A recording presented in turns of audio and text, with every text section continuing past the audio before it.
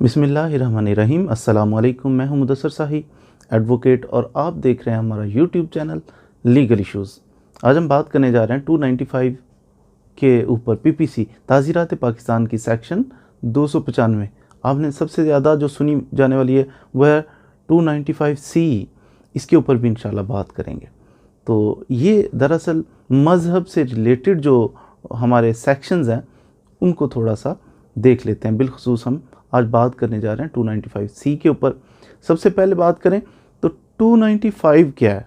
295 section ताज़ीरात Pakistan का वो कहता है अगर कोई बंदा किसी मज़हब की तौहीन करने की नीयत से, उनको अजियत पहुंचाने की नीयत से उनकी इबादत गाह के ऊपर वो अटैक करे, उसको जनाब ख़राब करे, उसे तोड़े, उसे नुकसान पहुंचाए, तो ऐसे बंदे को 2 साल तक कैद की सज़ा और जुर्माना हो सकता है।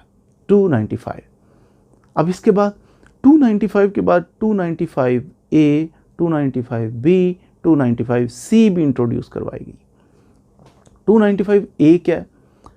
295A पीपीसी कहता है कि अगर कोई बंदा किसी दूसरे मज़हब को टीज़ करने के लिए, कोई बंदा दूसरे मज़हब को टीज़ करने के लिए, उनको अजियत पहुंचाने की खातिर किसी ग्रुप या किसी मज़हब को वो लिख कर या बोल कर वो उनके मज़हब की तौहीन करता है, या तो रिटन फॉर्म में होगा, या बोल के तकरीर की सूरत में होगा, या कार्टून की सूरत में होगा, किसी मज़हब या किसी फ़िरके की वो तौहीन करता है लिख कर या बोल कर, उनको अजियत पहुंचाने की गर्ज से, या इसकी कोशिश करता है, तो ऐसे बंदे को 10 साल कैद की सज़ा और जुर्माना हो सकता है। 295A। 295B क्या है?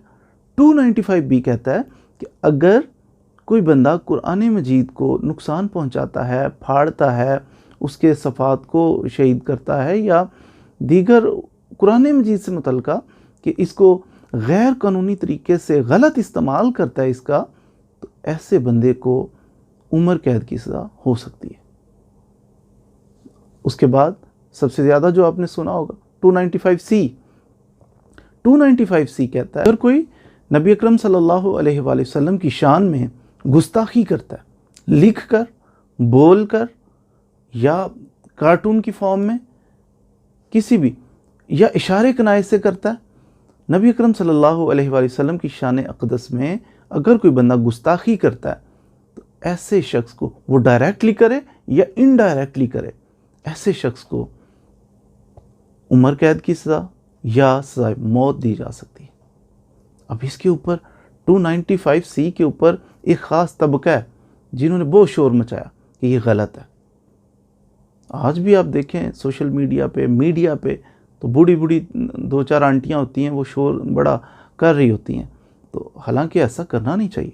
जब ये कानून बना तो जनाब इसको चैलेंज किया गया, फेडरल शरीयत कोर्ट में चैलेंज किया गया कि ये बहुत सख्त कानून है, बहुत अक़लियतों के हकूक़ इससे मुतासर हो रहे हैं। अच्छा, अक़लियतों के हकूक़ कहाँ से मुतासर हो गए जी? जब ये कानून बना तो बहुत ज़्यादा शोर किया गया कि अक़लियतों के हकूक़ इससे मुतासर हो रहे हैं। हालांकि 295C में आपने कहीं नहीं सुना कि लिखा हो कि अगर कोई अक़लियत नबी अकरम सल्लल्लाहु अलैहि वसल्लम की शान में गुस्ताखी करे। अक़लियत का लफ्ज़ तो नहीं है वहाँ पर, तो है कि अगर कोई इंसान नबी अकरम सल्लल्लाहु अलैहि वसल्लम की शान में दानिस्ता तौर पर वो डायरेक्टली, इनडायरेक्टली, इशारे कनाए से, लिख कर, बोल कर, तकरीर, तो अगर तौहीन करता है तो फिर उसको सज़ाए मौत हो सकती है, उम्र कैद हो सकती है। तो इन्होंने बड़ा शोर शराबा किया, एक ख़ास छोटा सा तबका है, तो इन्होंने फेडरल शरीयत कोर्ट में उससे चैलेंज भी किया कि ये कानून बहुत सख्त है, अक़लियतों के हकूक़ डिस्टर्ब हो रहे हैं।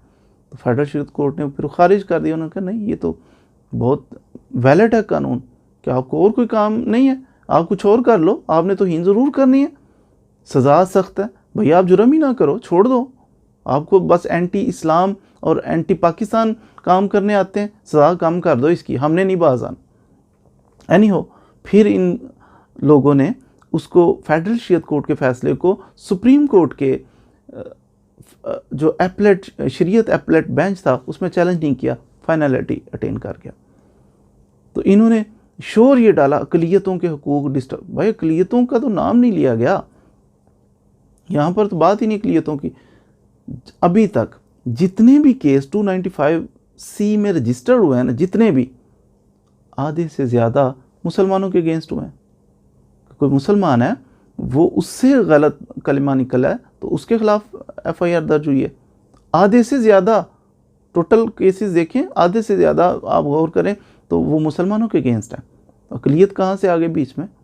हाँ, अक़लियत के ख़िलाफ़ कभी अगर हो तो फिर ये ख़ास तबका आंटियाँ दो चार, इनको मौका मिल जाता है कि हमने अब स्यापा करना है, हमने शोर शराबा करना है, तो इंटरनेशनल मीडिया पे कि पाकिस्तान में देखो क्या हो रहा है, क्योंकि ये एंटी इस्लाम एंटी पाकिस्तान है। तो इन्हें मौका मिलता है, फिर दो चार मोमबत्तियाँ पकड़ते हैं कि वो देखें जी वो क्रिश्चियन के साथ ही हो गया, वो देखें जी वो तो हिंदू के साथ ही हो गया। हालांकि ऐसा कुछ भी नहीं। हमारे गिरदोनवा में क्रिश्चियंस भी हैं, हमारे गिरदोनवा में सिख हैं, हिंदू हैं, दीगर मज़ाहब हैं, तो बड़ा पीसफुली सारे रह रहे हैं। पाकिस्तान बड़ा पुरअमन एक मुल्क है, सारे कॉर्डियल रिलेशन है सबके आपस में, लेकिन इनको हज़म नहीं होते। ये कहते हैं कुछ ना कुछ इंतशार फैलाएं। भाई अगर किसी ने जुर्म किया है उसको FIR तो होगी ना उसके अगेंस्ट। तो ये कहते हैं नहीं नहीं ये जुल्म हो गया बस। भाई जुर्म किया क्यों था? जुर्म करोगे FIR कानून के मुताबिक हुई है तो बहुत जुल्म हो गया, ऐसा नहीं है। तो कोई अक़लियतों के, और ये बड़ा सख्त कानून है।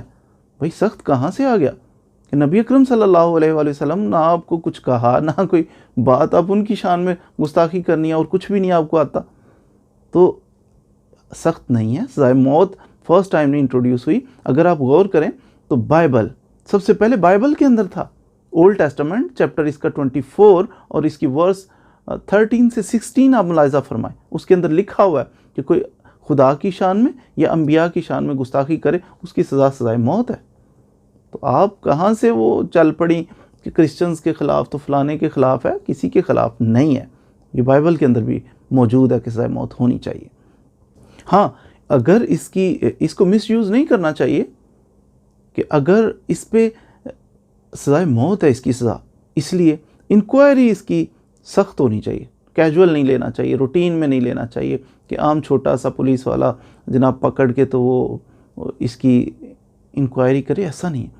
क्योंकि ये सज़ाए मौत का ज़िंदगी मौत का मामला है, इसलिए इसकी इंक्वायरी कोशिश करनी चाहिए SP लेवल का बंदा करे, ताकि इसमें खूब एहतियात की जाए।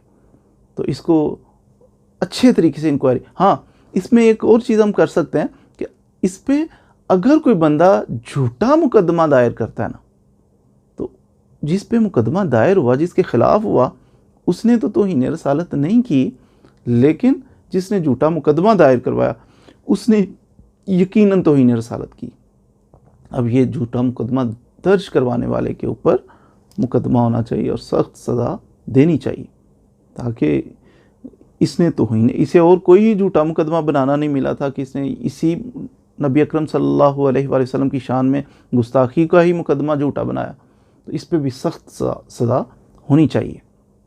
आपको पता है कि अभी तक जब से ये कानून बना है, एक बंदा, ये जो मैं उनसे मुखातिब हूँ कि जो दो चार बूढ़ी बूढ़ी आंटियाँ वो सोशल मीडिया के ऊपर शोर कर रही होती हैं कि बड़ा सख्त है तो लुट गए तो बर्बाद हो गए, अक़लियतों को पता नहीं क्या हो गया, उनके लिए कि जब से ये कानून बना है 30-40 साल होने को है, तो अब एक बंदे को भी अभी तक इसमें एग्जीक्यूशन नहीं हुई। कोई बंदा सज़ाए मौत अभी तक नहीं हुई 40 सालों में। अब 40 सालों में एक बंदे को नहीं हुई, फिर आपको क्या ज़रूरत है, क्या मजबूरी है आपकी कि आप सोशल मीडिया पर और मीडिया पर आके टॉक शोज़ में बैठ के इतना शोर कर रही हैं?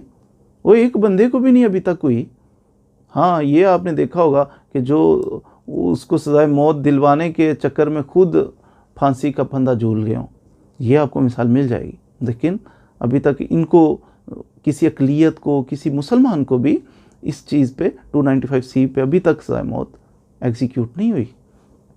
तो बहरहाल जी, अंदर मकासद कुछ और हो सकते हैं कुछ लोगों के कि एंटी पाकिस्तान और एंटी स्टेट बातें करते हैं, एंटी इस्लाम बातें करते हैं और इसी का इन्हें चंदा दिया जाता है। तो अल्लाह ताला से दुआ ही करनी चाहिए कि ऐसे अनासर से हमारे मुल्क पाक को महफूज रखे, तो रसूल अकरम सल्लल्लाहु अलैहि वसल्लम की शान में अगर कोई तौहीन अमेज़ कलिमात कहता है तो याद रखे कि उन्हें क्या फ़र्क पड़ने वाला है कि चाँद की तरफ मुंह करके थूक देने से क्या चाँद की बुलंदी पे कोई असर पड़ेगा, उसकी खूबसूरती पे असर पड़ेगा? कुछ फ़र्क नहीं पड़ेगा। हाँ, थूकने वाले का अपना मुंह, अपना लिबास गंदा हो सकता है। ये कानून बहुत अहम है, बहुत ज़रूरी है। अदरवाइज़ तो लोग नबी अकरम सल्लल्लाहु अलैहि वसल्लम के नाम पर जान कुर्बान करते हैं। कानून की उन्हें कोई ज़रूरत नहीं है। अगर कोई तौहीन करे तो फिर वो जान कुर्बान करते हैं। कहते हैं ना, करूँ तेरे नाम पे जान फ़िदा, तेरे नाम पे, नबी अकरम सल्लल्लाहु अलैहि वसल्लम के नाम पे, करूँ तेरे नाम पे जान फ़िदा, ना बस एक जान दो जहां फ़िदा, दो जहां से भी नहीं जी भरा, करूँ क्या करोड़ों जहां नहीं। तो ये कानून मौजूद है, इस वजह से फिर वो लोग कहते हैं चलें जी अकॉर्डिंग टू लॉ, अगर कानून मौजूद है तो इसे कानून के मुताबिक डील। अगर ये कानून सपोज़ ना हो तो क्या हो, फिर हर बंदा ही तलवार लेके तो वो कुछ और ही हो जाए, मुल्क के हालात ख़राब हो सकते हैं। इसलिए अकॉर्डिंग टू लॉ चलना चाहिए। कानून मौजूद है तो इस पर इम्प्लीमेंट होना चाहिए, किसी को कभी भी रिलैक्सेशन इसमें नहीं देनी चाहिए। अल्लाह ताला हमें दूसरों की रिस्पेक्ट करने की तौफीक अता फरमाए। Thank you very much.